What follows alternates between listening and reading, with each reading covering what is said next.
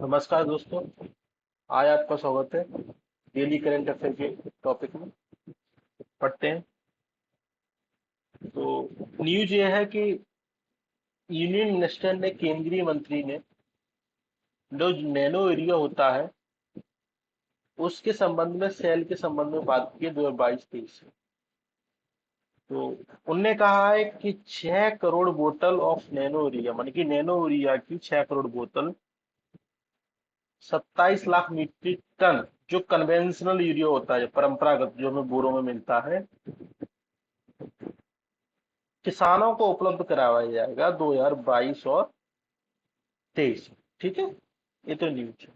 अब यूरिया के बारे में बात करते हैं। यूरिया, नैनो यूरिया क्या है? एक पेटेंटेड यूरिया है। किसके द्वारा? इफ्को द्वारा, जो nano biotechnology research centre Kalol के द्वारा बनाया गया है, विथ नैनो पार्टिकल, जिसका साइज है 20 से 50 नैनो मीटर। ठीक। इसका यूज करने से क्या होगा? 8% प्रोडक्टिविटी पर टन बढ़ जाएगी। Neutron nutrition nutrient use efficiency, माने इसकी क्षमता बढ़ जाएगी। इसकी, नैनो यूरिया की 80% जो क्षमता, जो वहीं, जबकि जो हमारा परंपरागत यूरिया होता है उसकी क्षमता 30 से 50% होती है, और इसकी कितनी है? 80%। तो एफिशिएंसी भी इसकी क्या होगी? बढ़ेगी। तो हायर सरफेस मास के कारण, मतलब कि नैनो पार्टिकल है तो उसका मास क्या होगा? फेज का लॉ अप्लाई होगा, तो उसका हाई सरफेस मास होगा। इसके कारण क्या होता है? इसकी एफिशिएंसी बढ़ जाएगी। ठीक है। और 40,000 मिलीग्राम पर लीटर नाइट्रोजन 50 बोतल में आ जाएगा, जो कि 1 बैग के कन्वेंशनल यूरिया के बराबर होता है। तो वो नाइट्रोजन की पूर्ति भी हो जाएगी। ठीक। इससे क्या हो? कन्वेंशनल एरिया क्या होता है? लीचिंग हो जाती है, मतलब कि जमीन में वो रिस कर नीचे चला जाता है, और एयर पॉल्यूशन या फिर वायुमंडल में ऊपर चला जाता है। तो इसके वजह से कन्वेंशनल यूरिया क्या होता है? वेस्टेज ज्यादा होता है, इसलिए उसकी क्षमता कम हो जाती है और उसकी प्रोडक्टिविटी कम हो जाती है। जबकि नैनो यूरिया के साथ ये समस्या नहीं है। ठीक। अब ये बोरी की जगह क्या होगा? ये पैकेट आएगा, इस टाइप का डिब्बा आएगा, इसमें आपको नैनो यूरिया मिलेगा। ठीक। अब थोड़ा इफ्को के बारे में जान लेते हैं। इफ्को क्या है? एक इंडियन कोऑपरेटिव सोसाइटी है, जो इंडिया की सबसे बड़ी सोसाइटी है। शुरुआत 1967 में की थी। तब इसमें 57 सहकारी संघ थे। अभी कितने? 36,000 सहकारी संघ हैं। इसका ऑब्जेक्टिव क्या है? किसानों को गुणवत्तापूर्ण सामग्री प्रदान करना, और सेवाएं देना, और पर्यावरण का संरक्षण प्रदान करना। इसको ध्यान रखना। मतलब कि इफको कोई संविधिक निकाय नहीं है। क्या है? एक, क्या है? एक सहकारी संघ है। ठीक है, तो ये आप इसको ध्यान रखना। अब अगर इफको नैनो यूरिया अगर किसान यूज करते हैं तो उसके क्या क्या लाभ होंगे, तो वो देख लेते हैं। किसानों की आय बढ़ जाएगी। ठीक। जो सरकार ने कहा है 2 गुना करेंगे। ठीक। लागत कम होगी, मतलब आउटपुट ज्यादा होगा, लागत कम होगी, तो किसानों की क्या हुई? आय बढ़ेगी। पर्यावरण का संरक्षण भी होगा, और उत्पादकता भी बढ़ेगी फसल की। ठीक। और जो परंपरागत यूरिया होता है उससे सस्ता भी है, तो इसलिए तो लागत बढ़ेगी, सस्ता है।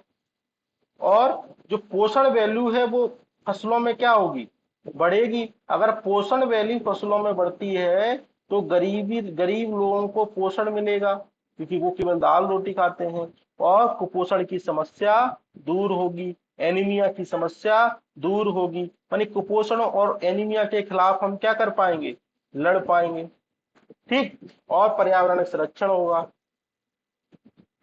रिड्यूस इनपुट कॉस्ट, मानी इनपुट क्या कॉस्ट क्या होगी? कम होगी। ठीक है, तो ये इसके बेनिफिट है, तो आप इसको देख लेना एक बार। आगे बात करते हैं। हाल ही में सरकार ने क्या किया है? एलिफेंट रिजर्व है, तमिलनाडु में 31वां एलिफेंट रिजर्व घोषित किया है। ठीक। उस एलिफेंट रिजर्व का नाम है अगस्त मलाई एलिफेंट रिजर्व। अच्छा, अगस्त मलाई जो हमारा बायोस्फीयर रिजर्व भी है, जो कहाँ है? केरल में है। आप कमेंट करके ये बताना कि इसको कब घोषित किया गया था। ठीक। अब ये कहाँ है? ये वाला अगस्त मलाई? कन्याकुमारी और तिरुनेलवेली में पड़ता है। ठीक, ये कन्याकुमारी और तिरुनेलवेली मतलब केरल और तमिलनाडु के बॉर्डर पे पड़ता है, मतलब केरल ये है, तमिलनाडु ये है, तो इसके बॉर्डर पे यहाँ ये पड़ता है क्या, अगस्त मलाई एलिफेंट रिजर्व। अब एलिफेंट के, ये तो केवल न्यूज है, तो हमारे देश में कितने एलिफेंट हो गए, 31 एलिफेंट रिजर्व हो गए। अब एलिफेंट के बारे में बात करते हैं। दो प्रकार के एलिफेंट होते हैं, एक तो एशियन एलिफेंट होता है, एक अफ्रीकन होता है। तो सबसे पहले हमारे यहाँ कौन से पाए जाते हैं, एशियन। तो एशियन कहाँ कहाँ पाए जाते हैं, सब स्पीस ऑफ इंडिया में पाई जाती है, सुमात्रा में पाई जाती है और श्रीलंका में पाई जाती है। ये एशियन हमारे वाइडेस्ट रेंज हमारे भारत में मिलते हैं। 2017 के सेंसस के अनुसार अभी कितने, 29,964 है। सबसे ज्यादा ये एलिफेंट कहाँ है, कर्नाटक में है, फिर असम में है, फिर केरला में है। ठीक, तो ये सीक्वेंस आप याद रखना, क्योंकि एक बार क्वेश्चन आ चुका है यहाँ से, ये अगर ऑप्शन पता होता ना तो पूरा ऑप्शन सॉल्व हो जाता 2020 में। ठीक, अब इनका संरक्षण स्थिति जान लेते हैं। आयुषीन रेड लिस्ट में क्या है, ये इंडेंजर्ड है। वाइल्ड लाइफ प्रोटेक्शन एक्ट 1972 में शेड्यूल 1 में है। इसमें कितने शेड्यूल होते हैं, 6 शेड्यूल होते हैं। और ये कहाँ है, शेड्यूल 1 में है। शेड्यूल 1 का मतलब हो गया इसको पूर्णतः क्या है, सुरक्षा है, मान की कठोर दंड मिलेंगे अगर आप लोग थोड़ा सा भी। और साइट के अपेंडिक्स 1 में है। ठीक, अफ्रीकन की बात करते हैं। अफ्रीकन देयर आर 2 सब स्पीस है अफ्रीकन की। पहली कहाँ होती है, सवाना, जिसको बुश बोलते हैं, दूसरी का फॉरेस्ट वाली। ठीक, इनकी जो संरक्षण स्थिति है, आयुषीन अफ्रीकन जो सवाना है वो इंडेंजर्ड है, और अफ्रीकन जो फॉरेस्ट एलिफेंट है वो क्या है, क्रिटिकल इंडेंजर्ड है। तो केवल क्रिटिकल इंडेंजर्ड कौन सा है, अफ्रीकन फॉरेस्ट वाला, सवाना, और एशियन दोनों क्या है, इंडेंजर्ड स्थिति में है, तो ध्यान रखना। तो देखो ये इसकी फीचर है, एशियन थोड़ा ऐसा दिखेगा, जब अफ्रीकन थोड़ा लंबा और चौड़ा दिखेगा ज्यादातर। ये एशियन आती है, ये कौन सा है एलिफेंट, अफ्रीकन है। तो इसके संबंध में आप लोग ध्यान रखना। ठीक, कंसर्न क्या है, शिकार होता है इनका, इनका हैबिटेट लॉस हो रहा है विकास के कारण। घन है, अब जहाँ जहाँ डेवलपमेंट प्रोजेक्ट ज्यादा से ज्यादा होते हैं, उनका पुनर्वास ज्यादा से ज्यादा होता है, कॉरिडोर नहीं है। और मानव और एलिफेंट के मध्य कॉन्फ्लिक्ट ज्यादा है, अभी हाल ही में वीडियो वायरल हुआ। और एलिफेंट अब्यूज में टूरिज्म ज्यादा चलता है। आप लोगों ने कहीं देखे होंगे मेले वगैरह में एलिफेंट का टूरिज्म चलता है, लोग उस पर बैठ के सवारी करते हैं। हर जगह माइनिंग होती है, कॉरिडोर खत्म होते हैं, तो इस वजह से क्या होते हैं, एलिफेंट एक जगह से दूसरी जगह में क्या नहीं कर पाते, आवागमन नहीं कर पाते। और रेल लाइन से एलिफेंट मर जाते हैं। ठीक, टक्कर वगैरह हो जाए, एक्सीडेंट हो जाता है। तो ये सारी समस्याएं हैं, इससे अलग और भी समस्याएं हो सकती हैं, जस्ट बेसिक है। ठीक है, आपके अनुसार आप जो चाहो उसमें लिख सकते हैं। आगे बात करते हैं, सरकार ने क्या क्या स्टेप लिए। सरकार ने स्टेप लिए हैं, जो लंटाना और यूपाटोरियम जो इन्वेसिव स्पीसीज थी, ये क्या करती हैं, जो ग्रास होती है, जो उनका चारा होता है एलिफेंट के लिए, उनको डेवलप नहीं करने देती। तो इसलिए इनको खत्म करने के प्रयास है सरकार का। सरकार चाहती है कि मैन और एलिफेंट के बीच कॉन्फ्लिक्ट कम हो। सरकार चाहती है फॉरेस्ट में आग ना लगे। सरकार ने कहा कि गज यात्रा चालू करेंगे, जिससे क्या होगा, लोगों में जागरूकता बढ़ेगी। सरकार और साइट ने माइक प्रोग्राम चालू किया है, कहाँ, एशिया अफ्रीका में, ताकि इनका संरक्षण हो सके। भारत में कुछ माइक भी है। और प्रोजेक्ट एलिफेंट सरकार ने लाया 1992 में, और प्रोटेक्शन ऑफ एलिफेंट के लिए बहुत सारे काम किए। और सरकार आजकल ये भी कर रही है कि टाइगर की तर्ज पर हम क्या करेंगे, एलिफेंट सेंसिस करेंगे, मन की इनकी गणना करेंगे। ठीक, सुप्रीम कोर्ट ने कहा कि राइट टू पासेस एक अधिकार है, तो आप क्या करो, नीलगिरी एलिफेंट कॉरिडोर बनाने का प्रयास करो। ये प्रयास हुआ हाल ही में, सुप्रीम कोर्ट का निर्णय भी। तो ये सारी समस्याएं हैं। समस्या के बाद हमने उनके प्रावधान देखे, प्रावधान के बाद सरकार ने क्या स्टेप लिए, और अगर हाल ही में कोई नया स्टेप आता है तो आप उसमें क्या करोगे, ऐड कर लो। तो ठीक है, एक न्यूज ये है सरकार ने एक स्माइल इनिशिएटिव लॉन्च किया है। अब स्माइल इनिशिएटिव किसके लिए है? जो समलैंगिक पर्सन है, ट्रांसजेंडर है, ठीक है, और जो बैगिंग है, जिनको रोड वगैरह पे जो भीख वगैरह मांगते हैं, उनको उनका संपूर्ण या समग्र विकास करने के लिए। इसका नाम है स्माइल 75 इनिशिएटिव। ठीक है, तो आप केवल इतना ध्यान रखोगे। ये केंद्रीय क्षेत्र की योजना है, ठीक, स्पॉन्सर वाली नहीं है। ये क्या करेगा? जो ट्रांसजेंडर कम्युनिटी है और बैगिंग करने वाले लोग हैं, उनको क्या करेंगे? उनका कल्याण करेंगे। कहा कब से कब तक चलेगी? 21, 22 से 25, 26 तक करेगी, चलेगी। इसमें केवल 2 व्यक्ति लोग समुदाय शामिल होंगे, ट्रांसजेंडर, एक बैगिंग पर्सन। ठीक, तो ये आप ध्यान रखना। अब सरकार ये चाहती है कि हनी का जो प्रोडक्शन है वो एक्सपोर्ट ज्यादा से ज्यादा हो, ताकि हनी प्रोडक्ट करने वाले व्यापारियों को लाभ अधिक से अधिक हो। तो सरकार ने इसको, हनी प्रोडक्शन को बोलते हैं स्वीट रिवोल्यूशन। ठीक है, सरकार चाहती है कि क्वालिटी पूर्ण, गुणवत्तापूर्ण उत्पादन हो और अनेक कंट्री के साथ हम समझौता कर सकें ताकि एक्सपोर्ट अधिक से अधिक हो। हनी के बारे में जान लेते हैं। शहद ये क्या कहता है कि इम्यूनिटी बूस्टर है, मतलब की प्रतिरोधक क्षमता बढ़ती है। कोविड-19 में काफी यूज किया गया। इंडिया में, इंडिया 8 मतलब कि 8वें स्थान पर उत्पादक राज्य है, मतलब कि देश है, और 9वें स्थान पर क्या है? एक्सपोर्ट करता है। जो उत्पादन होता है उसका 50% क्या होता है? इंडिया में ही कंज्यूम हो जाता है, क्योंकि आबादी इतनी बड़ी है। और सबसे ज्यादा इसका प्रोडक्शन नॉर्थ ईस्ट में होता है, और कहाँ होता है? महाराष्ट्र में होता है। और एक्सपोर्ट कहाँ हो जाता है? अमेरिका होता है, संयुक्त अरब अमीरात होता है, और सऊदी अरेबिया होता है। ठीक, संयुक्त तो अरब अमीरात में सबसे ज्यादा होता है 79.71%। उसके बाद सऊदी अरेबिया में क्या होता है? 5.43%। उसके बाद, सॉरी, ये अमेरिका में होता है 79.71%, और संयुक्त अरब अमीरात में होता है 3.31%।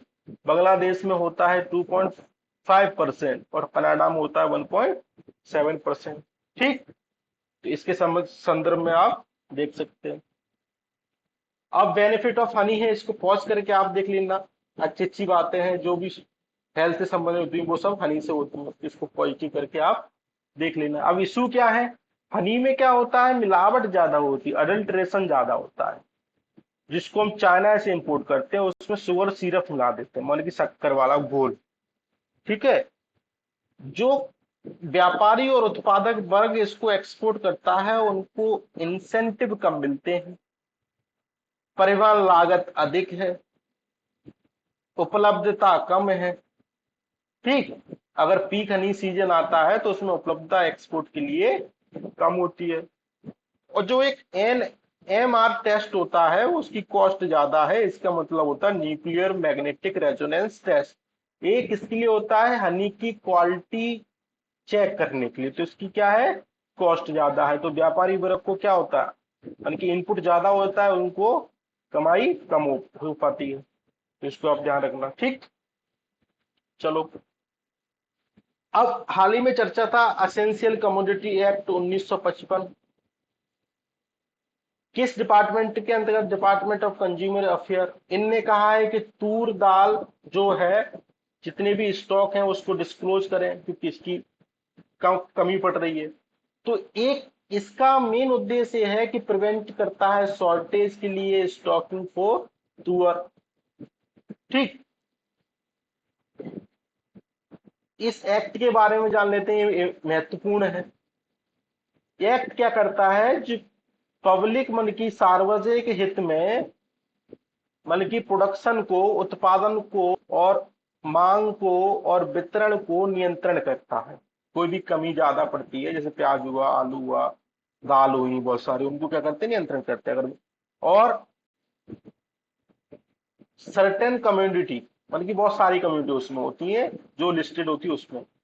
इसमें एक्ट में असेंशियल कम्युनिटी की कोई डेफिनेशन नहीं है, इस पॉइंट को ध्यान रखना। और एक शेड्यूल होता है, उसमें सारी चीजें क्या होती हैं, एक लिस्टेड करी जाती हैं कि ये चीजें हम क्या करेंगे, इनको रेगुलेट करेंगे, इनका प्रोडक्शन रेगुलेट करेंगे, सप्लाई रेगुलेट करेंगे और वितरण रेगुलेट करेंगे। ठीक है, चलो कोविड 19 में एक काफी चर्चा में था, तो काफी इंपोर्टेंट है, आप इसको ध्यान रखना।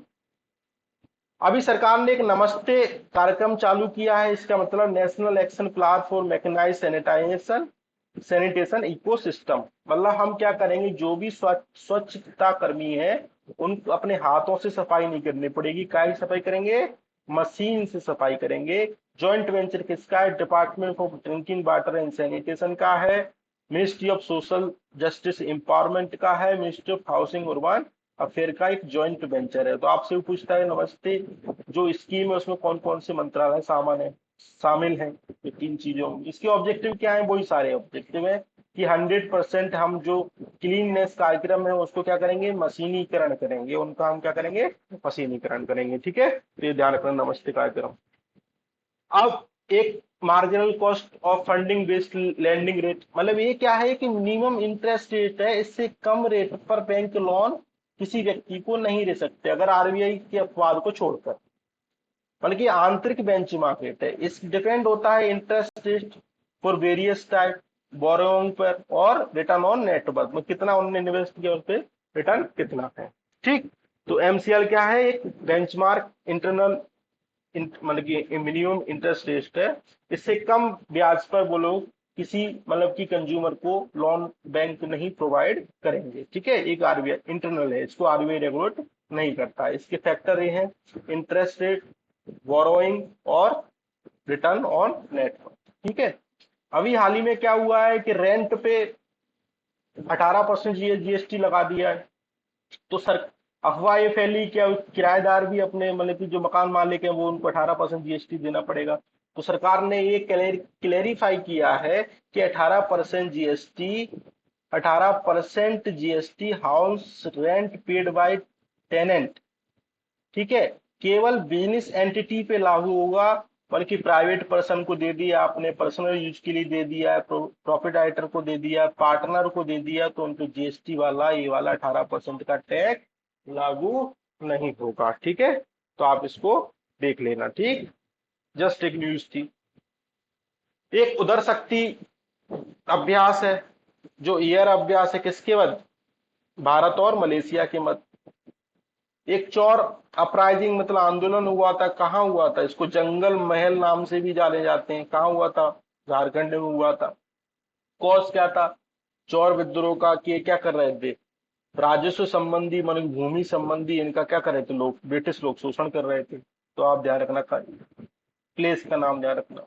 ठीक, और एक संबलपुर रिवोल्ट भी हुआ था 1827 और 62 में।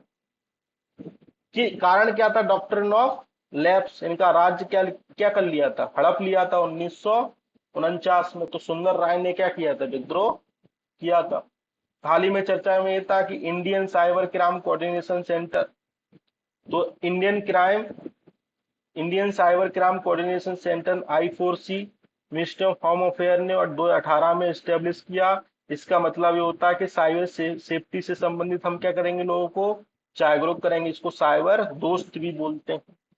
ठीक, एक आयुष ग्रिड सरकार ने लॉन्च किया है, मतलब कि आयुष मतलब क्या होता है, आयुष योगा, ठीक, सिद्ध और होम्योपैथी।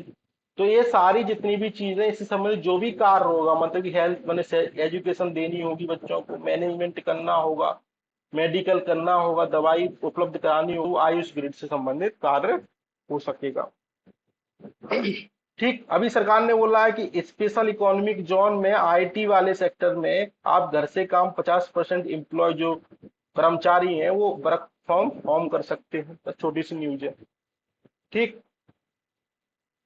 अभी इंडिया ताइवान पॉलिसी है कि ताइवान क्या करता है, वन चाइना पॉलिसी का सपोर्ट करता है, और भारत के ताइवान के साथ कोई फॉरवर्ड रिलेशन नहीं है, और इंडिया ने कभी ताइवान को अलग पार्ट नहीं माना। ठीक, इतनी सी बात है। और इंडिया ने क्या किया है, double double taxation avoidance agreement किया है ताइवान के साथ, बायलेटरल इन्वेस्टमेंट ट्रीटी की है। ये दो प्रयास है। कंसर्न ये है अगर चाइना और ताइवान का युद्ध हो जाता है तो कंसर्न ये है इंडो पैसिफिक रीजन में अस्थिरता उत्पन्न होगी। मन की भारत की जो महत्वाकांक्षाएं हैं वो क्या होंगी, बाधित होंगी। अगर ऐसा होता है तो चाइना एलओसी की भी कार्रवाई कर सकता है, घुसपैठ कर सकता है। ताइवान स्टेट में भी घुसपैठ हो सकती है। ठीक, तो ये सब बातें हैं। आज का टॉपिक इतना ही था। अगर पसंद आया है तो लाइक शेयर और सब्सक्राइब जरूर करें। थैंक यू, धन्यवाद।